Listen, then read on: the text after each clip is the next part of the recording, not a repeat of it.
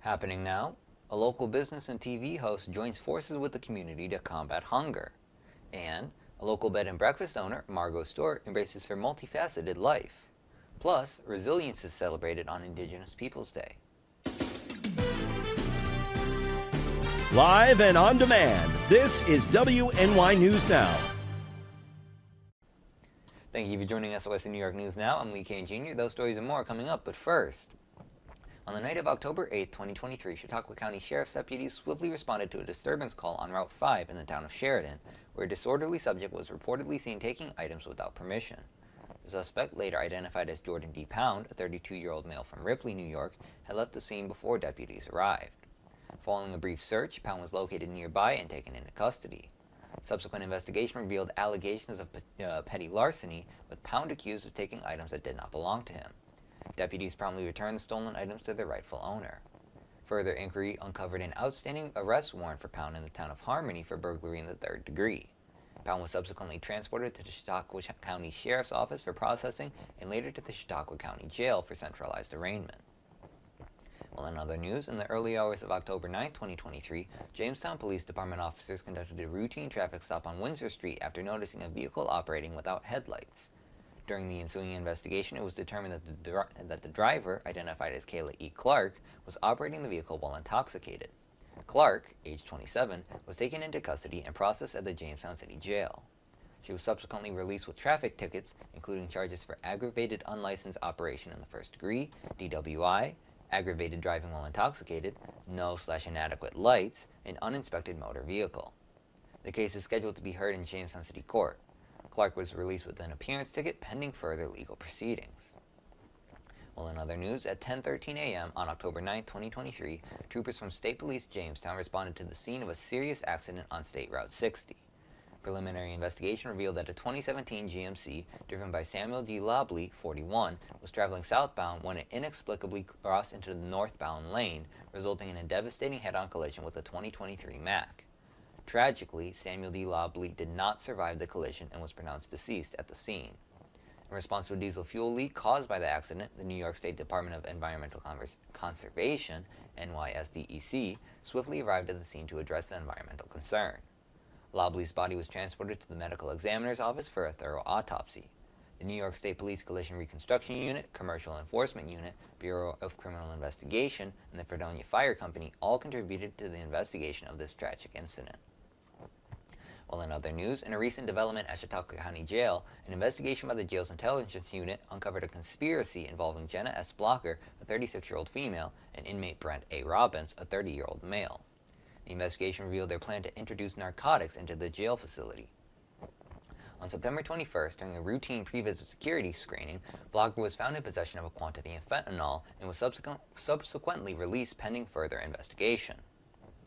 On September 29th, Chautauqua County Sheriff's deputies arrested Blocker in the city of Jamestown. She was arraigned on charges including criminal possession of a controlled substance in the third degree, promoting prison contraband in the first degree, and conspiracy in the fifth degree.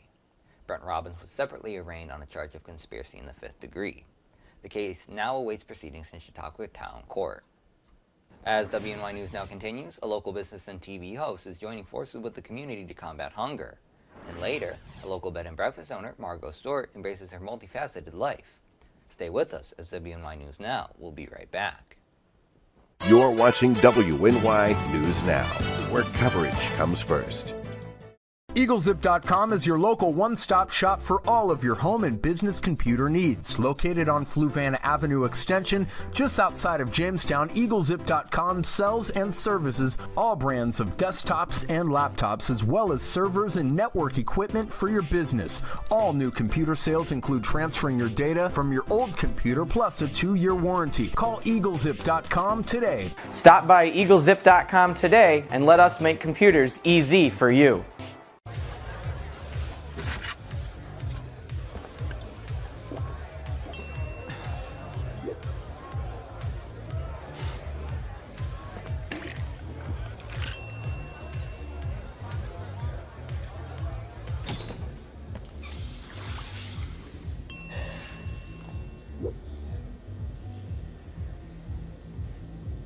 If you need to do something to feel okay to drive, you're not okay to drive. Don't drive buzzed. You are loved. You are valued. You are resilient.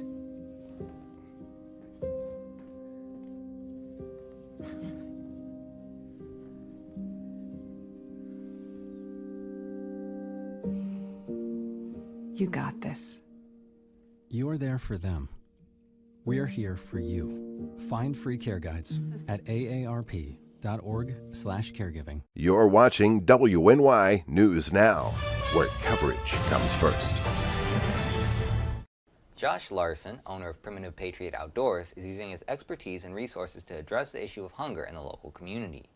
In a cooperative effort with St. Susan's Soup Kitchen, Larson's company is embarking on a hunting trip to Rhode Island with the goal of bagging a substantial amount of deer meat to support those in need in Jamestown.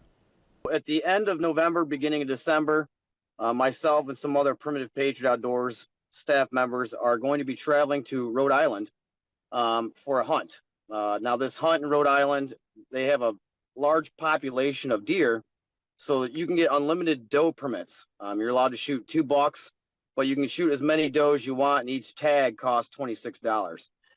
So we've decided, since that you can go there and shoot as many deer as you can, we're going to go there, try to harvest as many deer as we can, bring them back here to Jamestown, and donate them to St. Susan's Food Kitchen for a hunting for the homeless event. Pretty much all the deer meat that we gather in Rhode Island is going to get brought back here, and we're going to prepare meals for the homeless here in the city of Jamestown.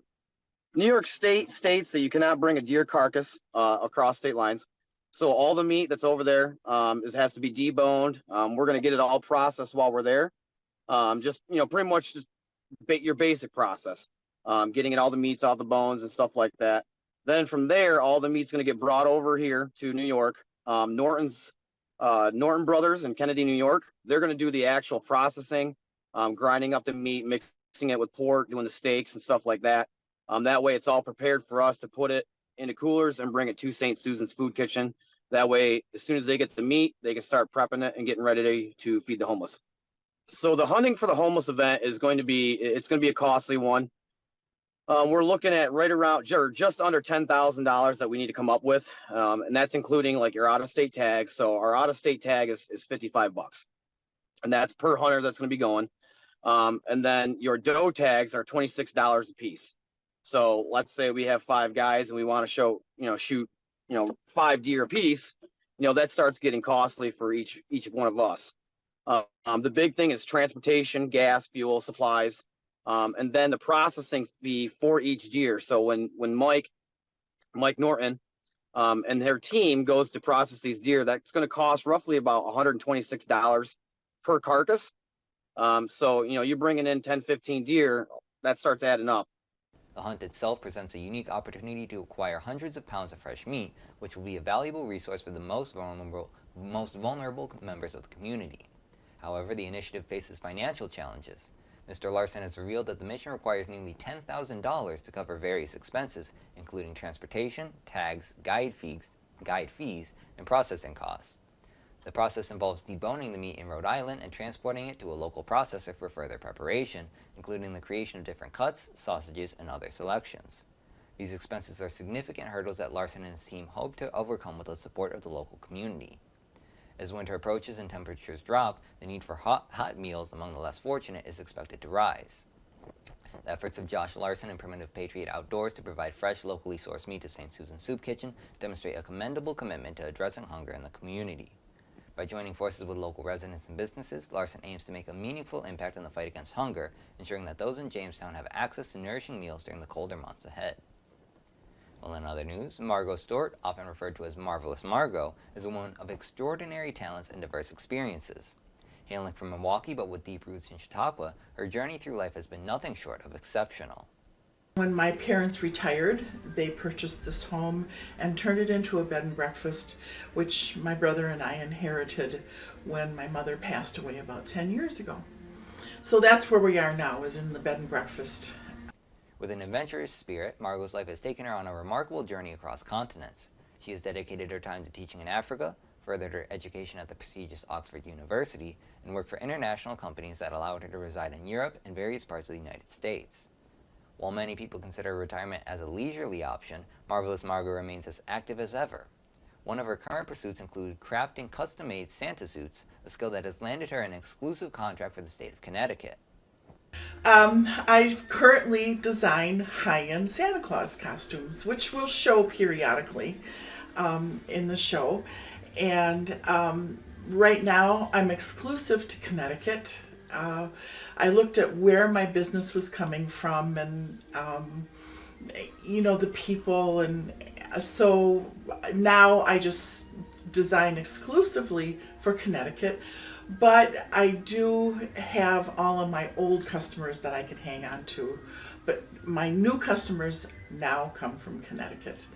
And they're a wonderful group of people, and you will meet a Santa Claus from Connecticut, Silent Santa, and his Mrs. Claus. He does sign language, which is really, really popular. In addition to her sewing talents, Margot is also a substitute teacher, a role she embraced after previously serving as a college dean. But Margot's dedication to her community doesn't stop there. She selflessly volunteers as an EMT, providing crucial assistance during emergencies. Moreover, she proudly serves in the Coast Guard Auxiliary, eagerly awaiting orders to embark on an expedition to Antarctica. I'm in the Coast Guard. I'm an auxiliary in the Coast Guard, and I'm a chef for them. And my station will be down in Erie at Presque Isle. And my goal is to go to Antarctica with them. And that's a 3-month assignment, I think. I'm not 100% about this, but the Coast Guard is my latest adventure, which so far I'm really, really enjoying. The people are incredible, just wonderful. Perhaps one of the most exciting developments in Margot's life is her upcoming television show, Marvelous Margot, set to premiere later this year on Roku's Channel 716.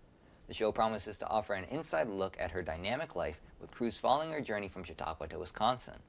Viewers can expect to witness her crafting custom foods, showcasing racing cars, and even exploring her involvement with Chautauqua Institution's Opera Board of Directors. Margot's life story reads like a Hollywood script, filled with adventure, diversity, and an unquenchable thirst for new experiences. She has truly been there and done it all, making her a source of inspiration for all who encounter her. For those eager to meet the incredible Marvelous Margot store in person, she welcomes guests at Ariel's Bed and Breakfast in Chautauqua, New York. Alternatively, keep an eye out for her on Channel 716, where her upcoming show promises to be an exciting and entertaining journey into the life of a woman who truly embodies the spirit of adventure and versatility.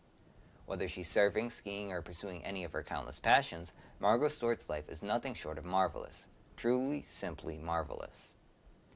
Well, in other news, on Monday, October 9, 2023, Native Americans and Americans came together to honor the centuries-long history of colonization's impact on Native culture, marking the occasion with ceremonies, dances, and speeches.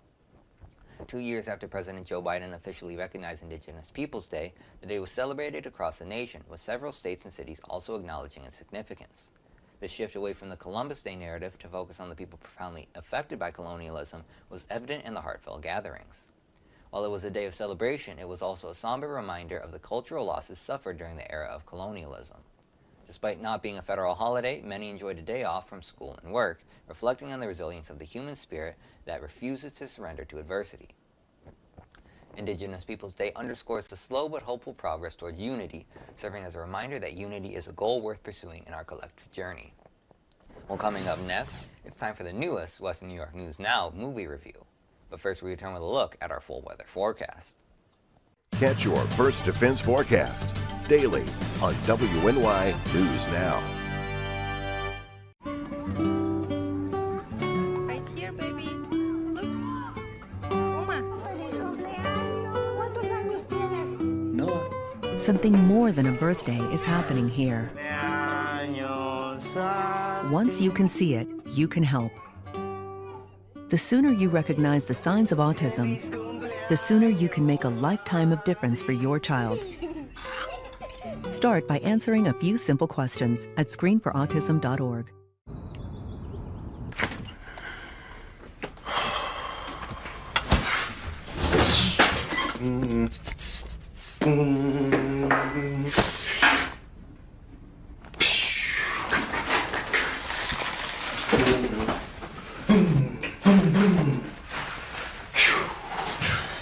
When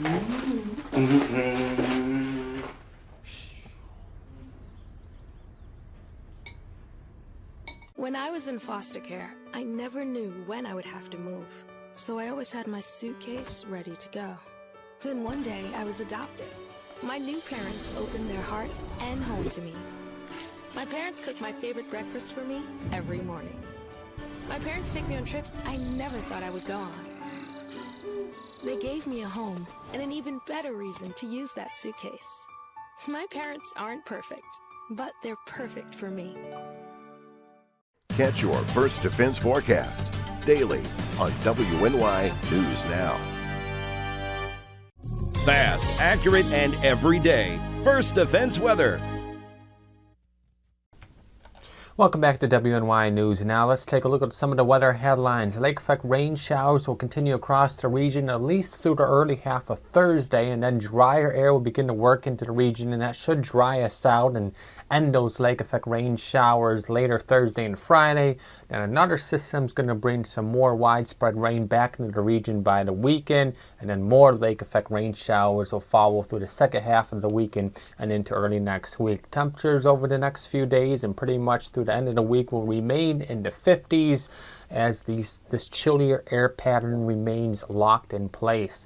Some of the 24 to 48 hour rain totals from across the region: Mayville about an inch of rain, Jamestown a little over 6/10 an inch rain, Hamburg up in the Buffalo area a little over a half an inch of rain, the Buffalo Airport a little over a quarter inch of rain, and back down here across the southern tier, Dunkirk Airport a little under 2/10 an inch of rain, and Olean about a 1/10 an inch of rain. Lake effect rain showers are the same thing like a lake effect snow showers. They focus in on a specific area. That specific area gets a lot of rain or a lot of snow, and in areas outside of those bands generally don't see anything at all.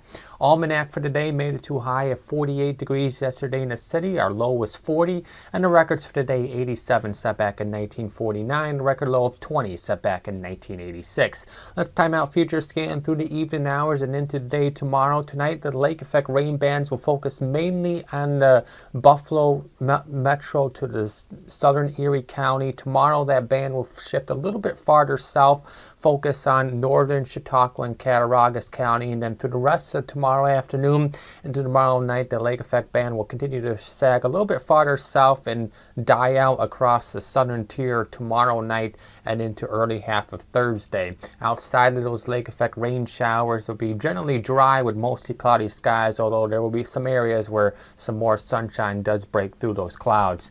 Your forecast for tonight: mostly cloudy skies across the southern tier, lake effect rain showers a little farther north. Overnight lows will range from the upper 30s across the valley locations to the mid 40s near the immediate Lake Erie shoreline with a southwest wind of 5 to 10 miles per hour. Your forecast for tomorrow is similar to what it's been the past few days. Mostly cloudy skies with areas of lake effect rain showers. Highs tomorrow range from the low to mid 50s with a southwest wind of 8 to 12 miles per hour. Now the rest of that 7-day outlook from Ultimate Solutions. So we have to deal with these lake effect rain showers continue at least through the first half of Thursday, and we should dry out later Thursday into Friday. Temperatures do warm up a bit into the mid to upper 50s, close to 60 by Friday, and then more rain back in the region for Saturday and into Sunday. Widespread rain for Saturday, then more so lake effect rain showers Sunday and early next week as temperatures come back down into the lower 50s. Overnight lows will generally be in the upper 30s to lower 40s across valley locations to the mid 40s near the immediate Lake Erie shoreline, as again we remain in this chilly, wet pattern. Andrew, thank you. Well, we at Western New York News Now have teamed up with the Lakewood Cinema 8 to introduce a movie review segment. This week's review is on the film Dumb Money. So without further ado, let's get into it. I really enjoyed Dumb Money. I thought it did a fantastic job translating one of the most unbelievable events in recent history to the big screen. For those unaware, the movie focuses on the GameStop short squeeze back in January 2021. To provide a brief summary for those who might not be familiar, short selling is a practice where someone borrows stock and immediately sells it with the hope that the stock price will decrease, at which point they can buy back the shares they sold at a lower price, return the shares, and pocket the difference. However, if the stock price goes up instead of down, the short seller is at risk of losing money instead. GameStop was the target of one of these shorts from various investment firms, most notably Melvin Capital. However, a bunch of regular people on the internet rallied together and started buying GameStop stock in order to increase the value and force a loss on those investment firms. And it worked. They managed to raise the share price from a few dollars per share to a high of $483 per share on January 28th. It was a very interesting event to watch unfold in real time, and yes, it was just as unbelievable as it sounds. And I think that the movie did a fantastic job of capturing the fact that absolutely nobody saw this coming. The movie as a whole was a fun watch. I think the cast did very well, especially Paul Dano, who portrays Keith Gill, who was a central figure in the internet movement. The only thing I can really say about the movie that could even count as a negative is that it's something that you need to have a general idea of the context behind everything in order to fully appreciate. Though to its credit, I believe that it did a fantastic job of bringing a lot of that context to viewers who weren't already familiar with the story behind the film. So definitely don't write it off just because you didn't watch everything play out back whenever it was originally happening. All in all, I thought the movie was a fun time and I definitely recommend it. But don't just take my word for it. I also spoke to Jacob Felt, the manager of the Lakewood Cinema 8, to hear his thoughts on the film. Okay, so what did you think of the movie? I thought Dumb Money was done really well. You know, for a person who followed what was happening at the time and was really on the edge of my seat during the live events, I thought that it depicted it really well. It gave me a roller coaster of emotions again, and just like it did in real life, it was fun.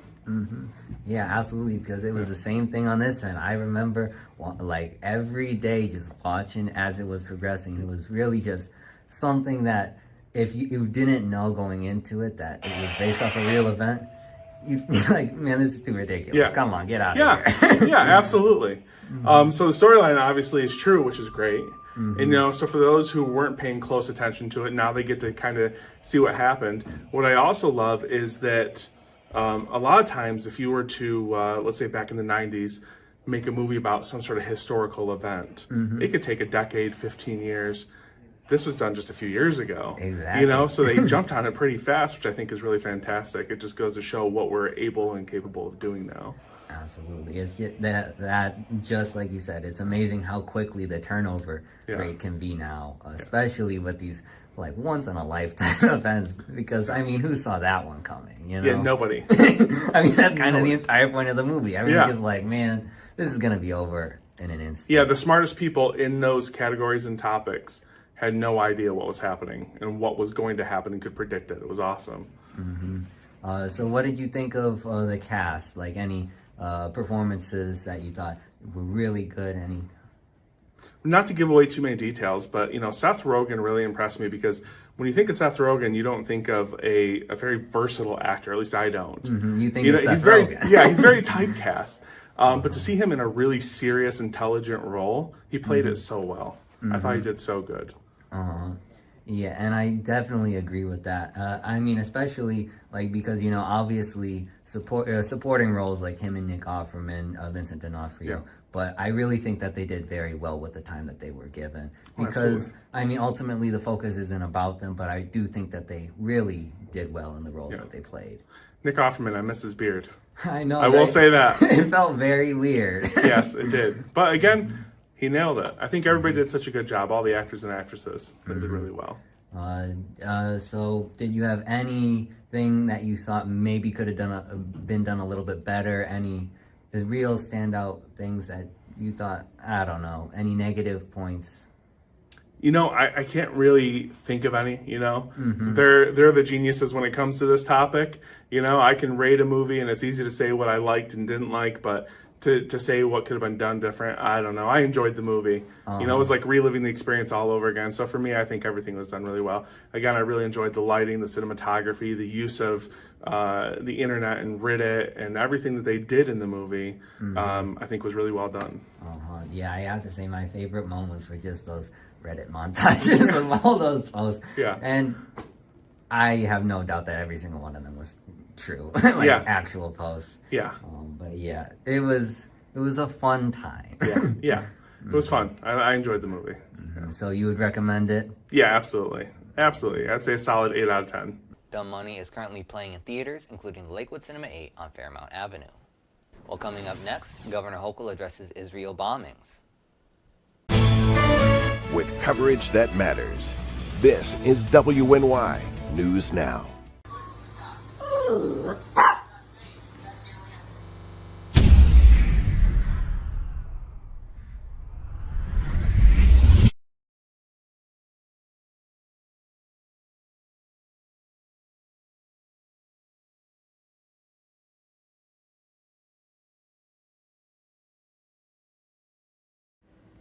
If you want to speak truth to the masses, make it funny for the classes.